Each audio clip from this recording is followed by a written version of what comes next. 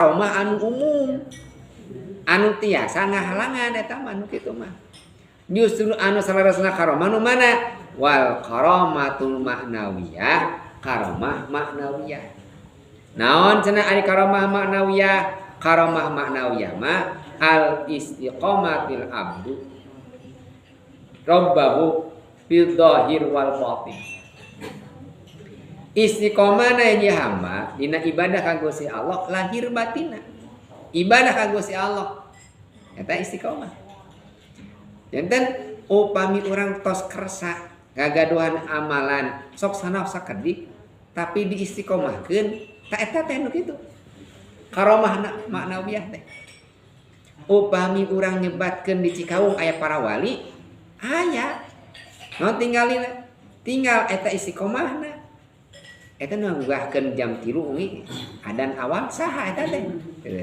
Toong urang teh. Oh iya. Nah barudak da urang mah kaweurangan wae. Anjeunna mah rek capek teu capek hudang we jam 3 ngahudangkeun urang. Tah justru eta Pak, toong ku urang teh nusungkeun doa teh kadinya. Jamin mutos tiasa istiqomah. Pan urang mah sok kadang-kadang neangan doa teh anu jauh ka Banten, ka Cirebon we doa teh. Naon? Nah eueuh di Cikawung kiai atau ustad anu boga doa geus laas cenah. Ustad di Cikawung teh. Jadi ngaranggapanna kurupuk we kana doa teh. Jadi kana doa teh urang mah nanggap teh Allah teh eleh ke doa. Upami urang nekadkeun doa teh urang di mana ngadoa teh bakal ngarobah kayan urang eta sarua ngabujangkeun ka Gusti Allah.